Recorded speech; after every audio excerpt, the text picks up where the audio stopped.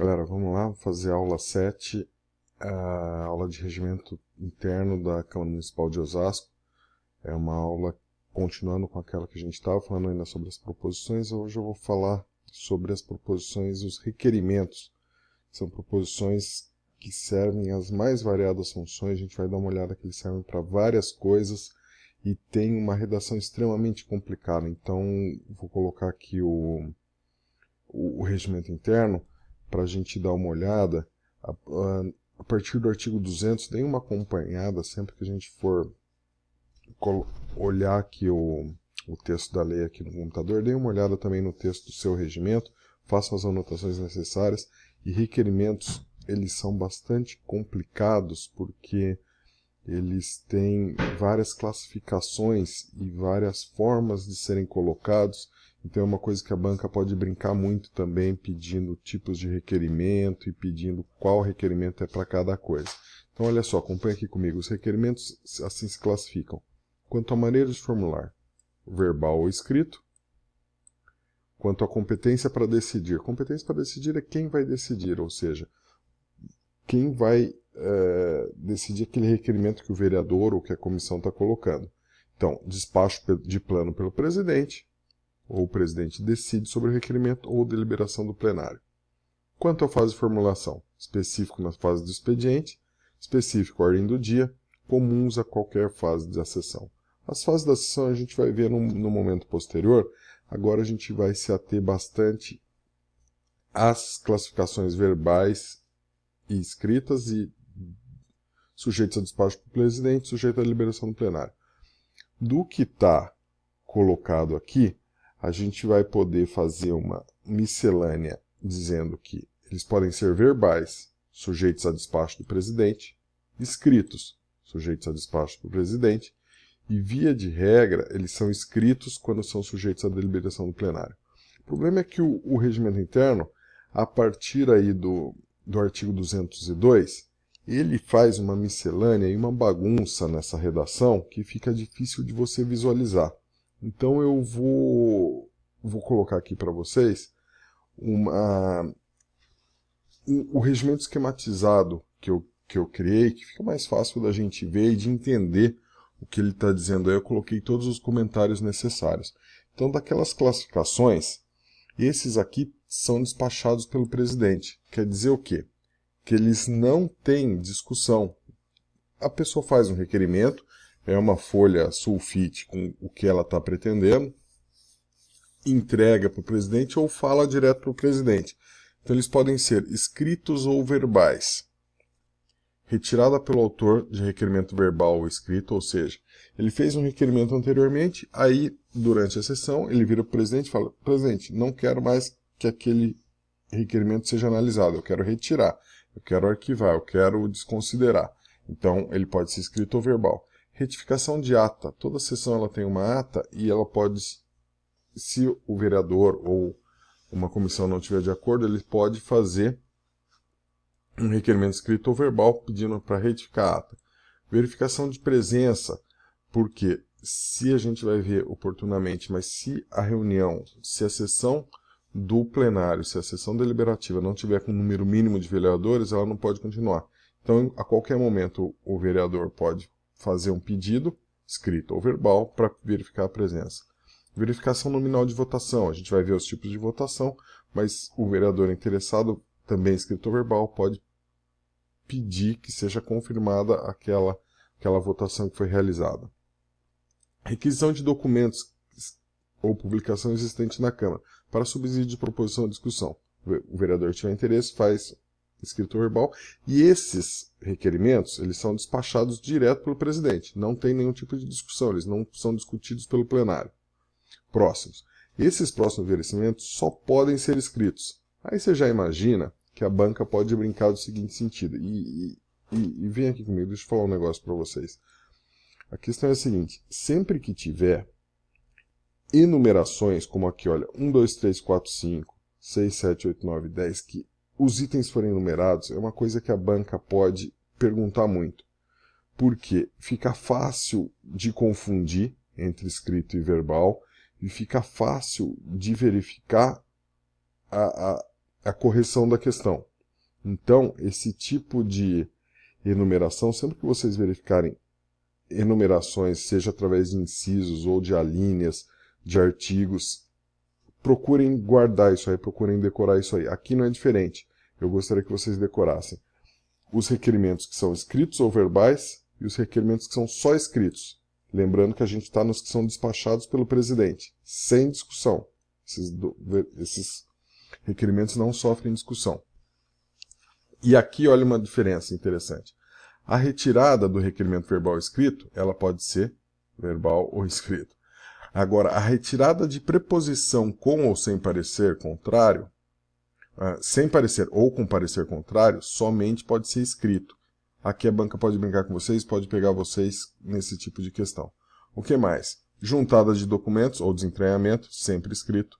Inscrição de ata de voto de pesar ou falecimento, sempre escrito. Convocação de sessão extraordinária, não realização de sessão, justificação de falta do vereador, constituição de comissão de representação, estamos sempre escrito, só despachado pelo presidente. Anotem isso. Comissão de representação, só despachado pelo presidente e requerimento escrito. Volta à tramitação de proposição arquivada em termos da legislatura nos termos do 246. Isso aqui é o seguinte, ao final de cada legislatura, todas as proposições vão arquivadas. Se você quer que uma volte à proposição, tem que fazer um requerimento escrito, despachado pelo presidente. Todos esses requerimentos que a gente viu são despachados pelo presidente, eles estão em contraposição àqueles que são submetidos à deliberação do plenário. Então, tipos básicos de requerimentos, aqueles do presidente e os do plenário. Os do plenário eles são decididos por todos os vereadores. Aqui, vale aquela mesma questão que a gente viu com relação aos projetos de lei.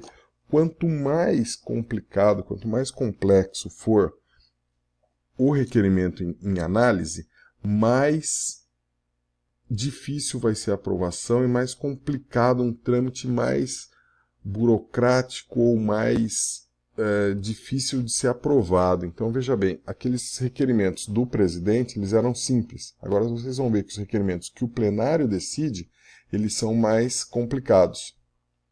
Por quê? Não tem, e aí eles também são sem discussão escritos, inclusão de projeto na pauta de requerimento de urgência, deliberação do plenário, não vai à discussão e é escrito. Esse requerimento não admite adiamento, ele tem que ser votado na hora, e admite encaminhamento de votação. Quer dizer o seguinte, colocado esse requerimento à votação, os vereadores podem encaminhar aos pares, ou à bancada, ou ao partido, que votação que eles querem. Adiamento de discussão, votação ou proposição. Esses requerimentos eles são escritos, o plenário decide e não tem discussão. Os próximos requerimentos eles podem ser ou escritos ou verbais, que são retirada de proposição da ordem do dia, ou seja, é um projeto que está para ser votado e querem que seja retirado. Preferência de votação, ou seja, o vereador quer inverter a ordem de votação do que está na pauta.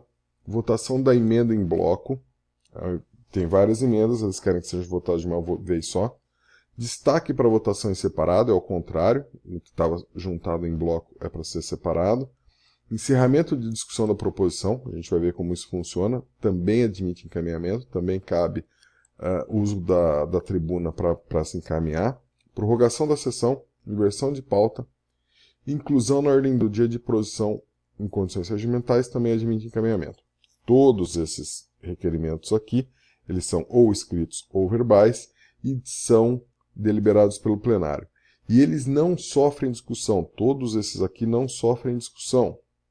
Eles são, uma vez apresentados, uma vez colocados em votação, ninguém pode pedir a palavra, ninguém pode ter a palavra para discutir esse requerimento. Só os anotados aqui que tem encaminhamento. Então guardem que esses aqui, mesmo sem serem discutidos, eles podem ser encaminhados. No caso do item 10, inclusão para proposição na ordem do dia, encerramento da discussão e esse item aqui, inclusão de projeto em regime de urgência.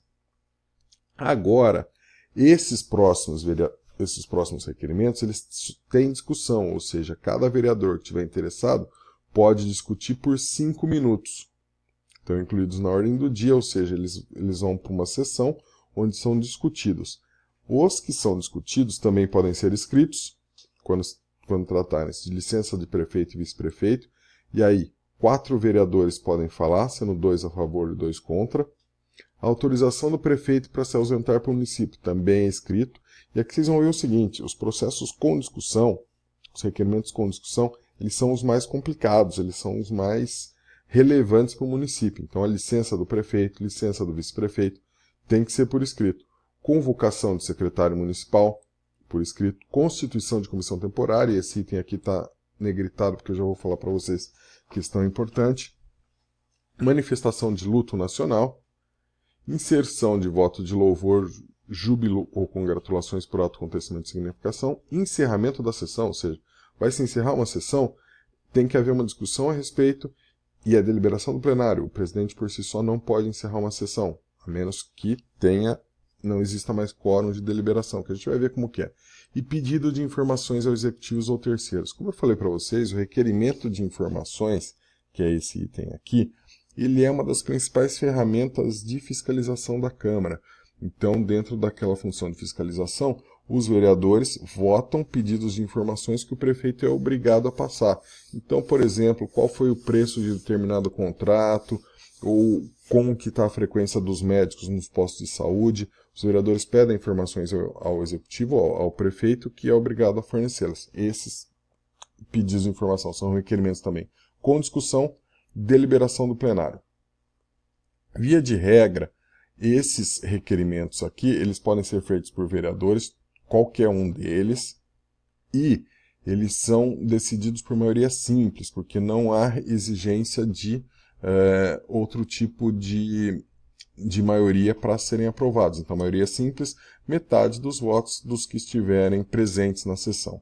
Entretanto, existem alguns requerimentos, e aí você vê como o requerimento ele é bem complicado, ele tem bastantes itens relevantes e que a banca pode fazer uma pegadinha aqui com vocês. Esses requerimentos aqui são muito importantes, que estão também em artigos esparsos no meio do regimento, que eu compilei junto para a gente poder estudar juntos, que eles tratam da mesma matéria. São os requerimentos de informações, que são aqueles que a Câmara pede informação ao prefeito sobre matéria de seu interesse, versarão sobre fato relacionado com matéria legislativa em trâmite ou fato sujeito à fiscalização da Câmara.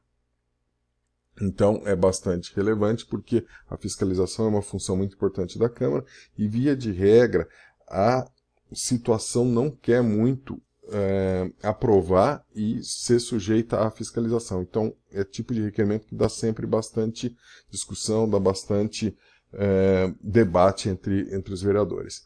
E aqui também tem um requerimento muito importante, que é de criação das comissões parlamentares de inquérito. A gente vai ver essas comissões com mais calma mais para frente. Elas vão ter 5 membros, serão criadas mediante requerimento de 1/3. Então, esse requerimento de criação de uma comissão parlamentar de inquérito tem que ser assinada por 1/3 dos membros da Câmara, ou seja, no nosso caso aqui, 7 vereadores pelo menos. E esse requerimento é um caso específico que ele é aprovado por maioria absoluta. E ele é para apuração de fato determinado, então a Comissão Parlamentar de Inquérito vai apurar um fato determinado, prazo certo, adequada à consecução dos seus fins. Sendo suas conclusões, se for o caso, caminhar ao Ministério Público que promova a responsabilidade civil e criminal dos infratores.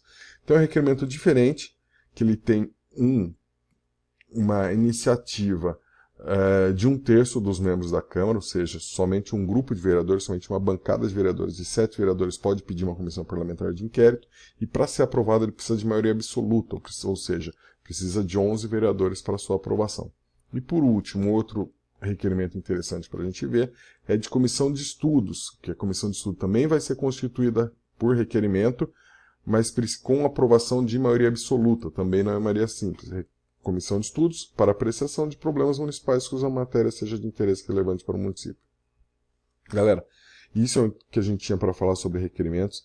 É importante guardar cada uma dessas características e as distinções entre elas, porque é isso que a banca pode pegar te perguntando assim, qual requerimento dentre os abaixo que é para o plenário, estou voltando aqui para o plenário, deliberação de plenário, que sofre discussão.